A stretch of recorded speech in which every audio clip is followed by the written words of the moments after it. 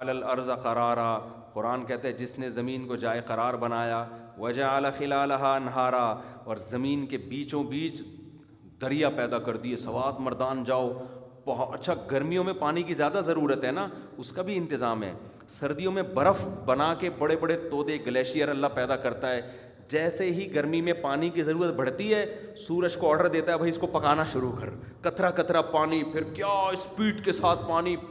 ان علاقوں میں جاؤ، ایسا شیشے جیسا چمکدار پانی پہاڑوں سے بل کھات۔ میں ادھر گیا ہوں نا، یہاں یہ جو کون سی جگہ یار جہاں ابھی ہو کر آیا تھا میں، گلگت داریل، آپ حیران ہوں گے جتنا اونچا پہاڑ ہوگا نا اس کی بالکل چوٹی سے پانی ابل کے نیچے آ رہا ہوگا۔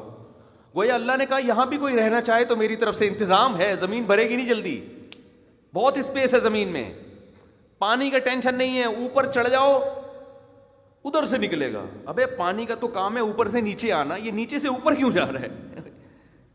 ہر پہاڑ میں آپ کو بل کھاتے ہوئے چشمے نظر آئیں گے، پہاڑوں کے اوپر سے پانی نکلتا ہے، بل کھاتا ہوا زمین پہ آتا ہے۔ ایسی جگہوں پہ جہاں حیات ممکن نہیں تھی، میرا رب وہاں اونٹنیوں کو لے جاتا ہے بادلوں کی شکل میں، اور پانی اتنا برساتا ہے کہ پانی کی تہ پہاڑ کے اوپر سے پھوٹ پڑتی ہے، اور سب سے زیادہ صحت مند پانی بھی وہیں کا ہے۔ سب سے زیادہ منرلز اس پانی کے اندر ہوتے ہیں سب سے زیادہ، تبھی وہاں کے لوگوں کی صحتیں دیکھو، وہ پانی پی پی کے پتھر بنے ہوئے ہوتے ہیں، وہ ایسے فولادی جسم ہوتے ہیں اس پانی کی وجہ سے۔ کیسی خدا کی قدرت ہے بھائی۔ وجعل الارض قرارا وجعل خلالها انہارا وجعل لها رواسی، کہا تم دیکھتے نہیں یہ کون ہے جس نے زمین پر اتنے بڑے بڑے پہاڑ میخوں کی شکل میں ٹھوک دی ہے زمین کے اوپر، جس سے زمین کا بیلنس قائم ہے۔ وجعل لها رواسی وجعل بین البحرین حاجزا، کون ہے جس نے کڑوے اور میٹھے پانی کا سمندر ساتھ ساتھ چلا دیا اور ان کے درمیان ایک ایسی رکاوٹ پیدا کر دی، نہ ادھر کا پانی ادھر جا رہا ہے اور نہ ادھر کا پانی ادھر آ رہا ہے۔ اِلٰہ مع اللہ، قرآن کہتے ہیں بتاؤ اس کے علاوہ بھی کوئی ہو سکتا ہے اس خدا کے علاوہ؟ امن یجیب المضطر اذا دعاہ، کون ہے جب بے چین ہو کے اس کو پکارتے ہو تو وہ تمہاری پکار پہ لبیک کہتا ہے، تمہاری دعا کو سنتا ہے؟ کوئی تو ہے سننے والا، آپ کہہ سکتے ہو ہماری تو سنتا ہی نہیں ہے، یا تو آپ کی کوئی پکارنے میں دم نہیں ہے۔ طلبہ کو پڑھا رہا تھا نا، بارش ہماری دادی اللہ ان کی مغفرت فرمائے، میں نے خود ان سے سنا، کہتی ہم جب جاتے تھے نا ہندوستان میں قحط پڑتا تھا تو ہم علماء، ہمیں وہاں مظاہر علوم تھا قریب میں، اسار حضرت شیخ الحدیث مولانا زکریا رحمۃ اللہ، اور دیوبند بھی قریب تھا، تو وہاں سے علماء پھر نماز استسقاء کے لیے جاتے تھے، بڑے پرہیزگار علماء تھے۔ تو ہماری دادی بتاتی تھیں کہ ہم جب بارش کی دعا کے لیے نکلتے تھے ہمیں اتنا یقین ہوتا تھا کہ بارش ہوگی کہ ہم پہلے سے تمبو لے جاتے تھے اور دیگیں چاول کی، نا کہ جب بارش ہوگی تو ہم کیا کھائیں گے؟ چاول کھائیں گے وہاں بیٹھ کے خوشی میں۔ اور پھر اتنا روتے تھے وہاں جا کے، اتنا روتے تھے، اور بادل آتے اور دھڑا دھڑ پانی برسنا شروع۔ یہ میں نے اور بھی کئی لوگوں سے سنا ہے، اکیلے اپنی دادی سے نہیں سنا، کہ نماز استسقاء میں جہاں دعا مانگی بارش برسنا شروع۔ لیکن نماز استسقاء اس طرز پہ ہو جس طرز پہ شریعت نے حکم دیا ہے۔ کیسے حکم دیا؟ نمبر 1، پرانے بوسیدہ کپڑے پہن کے نکلو، اپنے جانوروں کو بھی لے جاؤ، عورتوں کو بھی لے جاؤ۔ آج نماز استسقاء ہوگی، خواتین 1 گھنٹہ میک اپ کر کے نکلیں گی، اس میں مرد جے ڈاٹ سے کپڑے منگوائیں گے، اور پھر موبائل ہاتھ میں ہوگا اور نماز کے لیے جا رہے ہوں گے، فون کر رہے ہوں گے میں ذرا مولوی صاحب نے اعلان کیا نماز استسقاء کے لیے جا رہے ہیں، میں ذرا ایسا کرو تم نا مجھے 1 گھنٹے بعد فون کرنا۔ دیکھو ناراض نہیں ہونا، تم مجھ سے ناراض نہیں ہونا، دیکھو بارش نہیں ہو رہی نا، بارش نہیں ہوگی، اب خود سوچو عشق مش رہے گا ہم دونوں کا آپس میں، یہ اسٹائل ہوگا آج نماز استسقاء کے لیے جانے کا۔ تو جانور تو ہیں ہی نہیں، تو ان کو لے کے کتے لے جاؤ گے، ڈیفینس کلفٹن سے کتے آ رہے ہوں گے نماز استسقاء کے لیے، یہ جو جانور پالنے کے تھے وہ پالے نہیں، یہ پالے ہوئے ہیں۔ کیا خیال؟ تو کہاں دعاؤں میں دم ہوگا بھائی؟ نماز استسقاء میں ہے بوسیدہ کپڑے پہن کے جاؤ، اور وہاں جا کے اتنا گڑ گڑاؤ. میں اکثر ایک واقعہ بیان کرتا ہوں. یہاں ہمارے پڑوس میں ایک ڈاکٹر صاحب تھے, ان کے والد صاحب, وہ بھی ہندوستان سے آئے تھے, بوڑھے تھے. میں نے ان کو جب بتایا کہ ہماری دادی یہ بتاتی تھی کہ ہندوستان میں ہم نے خود دیکھا ہے کہ ادھر دعا مانگی ادھر بارش ہوئی. کہتے ہیں یہ تو ہمارے ساتھ بھی ہوا ہے. انہوں نے اپنے 2 واقعات بیان کیے. ایک راول پنڈی کا, قحط پڑ گیا تھا, کہہ رہے ہیں سب علماء نکلے, پرانا واقعہ ابھی 30-35 سال پرانا. کہہ رہے ہیں ادھر دعا مانگ کے فارغ ہوئے, ادھر دھڑا دھڑ بارش ہونا شروع. اور ایک اور واقعہ انہوں نے ہندوستان کے پنجاب سے ان کا تعلق تھا. انہوں نے کہا کہ انڈیا میں ہم جب جاتے تھے نا نماز استسقاء کے لیے, ہندو کہتے تھے یہ موسلے بارش برسوانے جا رہے ہیں. مسلمان کو وہ کیا کہتے, موسلے. تو کہہ رہے ہیں ایسا ہی ہوا. ہمارے امام صاحب جو تھے انہوں نے ایسی دعا مانگی, شدید گرمی, سورج سر پہ, اتنی شدید گرمی کہ کہہ رہے ہیں ہمیں ایسا لگ رہا تھا کہ ہماری کمر چمڑے کی نہ بن جائے, کہیں جل نہ جائے. لیکن وہ جو امام نے دعا مانگی ہے انہوں نے کہا کہ اللہ جب تک تو برسائے گا نہیں ہم یہاں سے ہٹیں گے نہیں. ایسا گڑ گڑائے ہیں. کہہ رہے ہیں بالآخر دے مار 4:30 بادل آئے اور دھنا دھن بارش ہونا شروع. تو کہہ رہے ہیں ہم جب واپس آ رہے تھے نا تو ہندو کہہ رہے تھے یہ موسلے بارش ہندوؤں کو بھی یقین تھا کہ بارش ہوگی, ہندوؤں کو بھی یقین تھا. دارالعلوم کرنگی میں حضرت مفتی محمد شفیع صاحب رحمہ اللہ تعالیٰ کا دور تھا. تو ان کے شاگرد جو میرے شیخ تھے حضرت مفتی رشید احمد صاحب رحمہ اللہ, میں نے حضرت جو اپنے شیخ تھے ان سے خود یہ واقعہ سنا. انہوں نے کہا کہ کراچی میں ایسے قحط کا سما ہونے لگا تھا, بارش بند.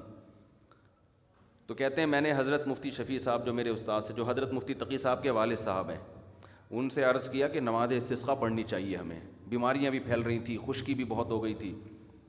تو کہتے ہیں حضرت مفتی شفیع صاحب نے کہا کہ اس زمانے میں نماز استسقاء نہیں پڑھنی چاہیے. ان کی رائے تھی. کہتے ہیں میں نے کہا کیوں؟ کہتے ہیں بارش ہوتی نہیں ہے, لوگوں میں وہ جذبہ رہا نہیں ہے, اس کا نقصان یہ ہوتا ہے کہ دین بدنام ہوتا ہے. لوگ کہتے ہیں یہ ایسے ہی ہے, دیکھو ہونا تو کچھ بھی نہیں ہے. وہ ظاہر ہے لوگوں کے حالات دیکھ کے کہہ رہے تھے. تو حضرت فرماتے ہیں میں نے کہا کہ دیکھیں کہ ہم ایک سنت کو تو نہیں چھوڑ سکتے کہ اگر دعا نہیں قبول ہو رہی, ہم نے تو اپنی سنت پوری کرنی ہے, وہ اللہ کی مرضی قبول کرے نہ کرے. دوسری بات یہ کہ ہمارا مشاہدہ یہ ہے کہ جب بھی نماز استسقاء پڑھی ہے بارش ہوئی ہے. تو کہہ رہے جب میں نے یہ بات کی تو حضرت مفتی شفیع صاحب رحمہ اللہ تعالیٰ بھی, حضرت مفتی محمد شفیع صاحب رحمہ اللہ بھی راضی ہو گئے اور فرماتے ہیں مجھے کہا کہ آپ پڑھائیں. نماز استسقاء میں یہ کہ ایک دن نہ ہو تو دوسرے دن پڑھیں. تو کہتے ہیں ہم نے جب تیسرے دن پڑھی الحمدللہ بادل آئے اور دے مار 4:30. حدیث میں بھی ایسے آتا ہے کہ نبی صلی اللہ علیہ وسلم نماز استسقاء کے لیے نکلے. صحابہ تو یہ نبوت کے اپنے سامنے دیکھتے تھے نا یہ مشاہدات. نبی صلی اللہ علیہ وسلم نماز استسقاء کے لیے نکلے. صحابہ نے شکایت کی کہ مویشی ہلاک ہو رہے ہیں, بارش ختم ہو گئی. تو نبی صلی اللہ علیہ وسلم نے صحیح حدیث اعلان کیا, صحابہ کو وقت بتایا, اس میں سب نکل گئے. نبی صلی اللہ علیہ وسلم نا دعا میں عام طور پہ ایسے ہاتھ اٹھاتے تھے یہاں تک, لیکن صحابہ کہتے ہیں آپ نے دعا کے لیے ہاتھ اٹھائے, آپ کی بغلوں کی سفیدی نہ, اتنا جب زیادہ آہوزاری ہوتی ہے انسان ایسے مانگتا ہے. آپ نے اتنی دعا مانگی. حضرت عائشہ رضی اللہ تعالی عنہا فرماتی ہیں کہ اطبقت السماء, پورا آسمان بادلوں سے بند ہو گیا. صحیح ہے نا. اور اتنی بارش ہوئی ہے کہ صحابہ پہاڑوں کی ٹوہ میں, کیونکہ وہ تو میدان تھا نا, پانی سے بچنے کی جگہ نہیں تھی, جس کو جہاں جگہ مل رہی ہے, کوئی آڑ مل رہی ہے بھاگ رہا ہے. اور نبی صلی اللہ علیہ وسلم ایسے مسکرا رہے تھے کہ آپ کی داڑھیں ظاہر ہونا شروع ہو گئیں اس میں. لیکن اس میں کیا ہے, بارش میں جب نماز استسقاء کے لیے جائیں تو گناہوں سے معافی. اصل یہ ہے استغفروا ربکم انہ کان غفارا یرسل السماء علیکم مدرارا. لوگوں اللہ سے استغفار کرو, اپنے گناہوں کی معافی مانگو, تمہارا رب بڑا غفار ہے, معاف کرے گا اور اس کے بدلے میں آسمان سے موسلا دھار بارشیں برسائے گا. تو توبہ نہیں ہوتی, آج کل توبہ نہیں ہوتی, گناہ سے معافی نہیں مانگی جا رہی ہوتی, نماز استسقاء میں بھی نہیں مانگی جا رہی ہوتی. تو کہاں دعائیں, تو ہر دعا میں ایسے ہی حرام کھانے والے کی دعا تھوڑی قبول ہوتی ہے. تو ہماری دعاؤں میں جان کیا ہو گئی ہے, ختم. ورنہ قرآن تو کہہ رہے ہیں امن یجیب المضطر اذا دعاہ, بتاؤ جب مجبور ہو کے اللہ کو پکارتے ہو اور تمہاری پکار کا جواب ملتا ہے تمہیں, تو یہ اللہ کے علاوہ کون ہے جو یہ جواب دے رہا ہے تمہیں, تمہاری حاجت کون پوری کر رہا ہے. تو اس طرح نا 20ویں پارے کے شروع میں اللہ نے کئی سوالات، کون ہے جو یہ کر رہا ہے، کون ہے جو یہ کر رہا ہے، قل ہاتوا برہانکم، ایک جگہ کا قل ہات، آخر میں جب اللہ نے دلائل کے انبار لگا دیے نا تو اس بحث کو ختم کیسے کیا ہے، ہاتوا برہانکم ان کنتم صادقین، اگر تم اپنے دعوے میں سچے ہو اس جیسی کوئی مضبوط دلیل لے کر آؤ. کوئی دلیل تمہارے پاس نہیں ہے، پھینکتے رہو گے بیٹھ کے، وہ فلاں سائنسدان نے یہ لکھ دیا، تو فلاں نے یہ لکھ دیا، تو یہ بندر نے یوں ایوولو کیا اپنے آپ کو، تو تم اس طرح مارکیٹ سے آہستہ آہستہ شارٹ ہوئی اور بالکل مارکیٹ سے بالکل ایسی غائب ہوئی ہے کہ اس آدھی دم کے نام و نشان بھی نہیں مل رہے.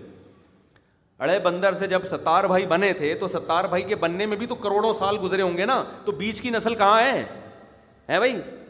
ایک دم سے کیوں بندر ایوالو جب ہوتا ہے، ایوالو کیا ہوگا نا دم نے، آہستہ آہستہ غائب ہوئی ہوگی نا، تو بیچ میں کروڑوں بندروں کی جو نسلیں تھیں بھائی، 1 میٹر دم سے ایک نئی نسل آئی جس کی دم 1 میٹر میں 1 انچ کم ہو گئی، ایوالو ہو رہا ہے نا، پھر 1 انچ اور کم ہو گئی، تو ایسی نسل کے بندر بھی ہونے چاہیے. پھر ہوتے ہوتے ایک صرف تھوڑا سا اشارہ لگا ہوا ہے، آدھا انچ والے بندر بھی ہوں دنیا میں، ہول سیل کے حساب سے ہوں، 1 انچ والے بندر بھی، تو یہ تو بہت ساری نسلیں ایسی ہونی چاہیے تھی. یہ ایسا نہیں کہ فلاں جگہ سے ایک پتلا دریافت ہوا ہے، ایک لاش دریافت ہوئی ہے، وہ بندر سے تھوڑی تھوڑی مل رہی، وہ تو ہم آپ کو زندوں میں ایسے دکھا دیتے ہیں جو تھوڑے تھوڑے بندر سے مل رہے ہوں گے. کیا خیال، ان کی کہیں شادی نہیں ہو رہی، اس کی وجہ یہی ہے کہ لڑکی والے کہتے ہیں آپ اس زمین کی مخلوق ہمیں نہیں لگتے. اب آپ اس کو عجائب گھر میں لکھ دیں، لے جا کے رکھ دیں کہ دیکھو سائنسدانوں نے ایک انسان دریافت کیا ہے، لگتا ہے کہ بندر اس اسٹیپ سے گزر کے یہاں آیا ہے. ایسے تو بہت آج بھی موجود ہیں، لیکن وہ بندر تھوڑی ہیں بھائی، وہ اللہ کی طرف سے ان کی ایک بناوٹ ایسی ہو گئی، ہیں تو پورے انسان وہ. خیر کہاں سے کہاں. اب تک یہ بھی کتنی بڑی دلیل ہے، انسان کی باڈی میں سور کا دل تو لگ گیا، بندر کا نہیں لگ رہا. اگر بندر سے بنا ہوتا نا تو سب سے قریبی رشتہ دار ہمارا بندر ہوتا، اٹھا کے لگا دو فوراً لگ جاتا. جیسے قریبی رشتہ دار کے گردے لگتے ہیں تو جانوروں میں ہمارا قریبی رشتہ دار کون تھا؟ بندر تھا، تو کھڑک کر کے لگا دیتے آرام سے. سور جس کی کوئی میچ ہی نہیں، وہ اللہ نے بنا دی اس کے کچھ پارٹس، بندر کے نہیں لگے.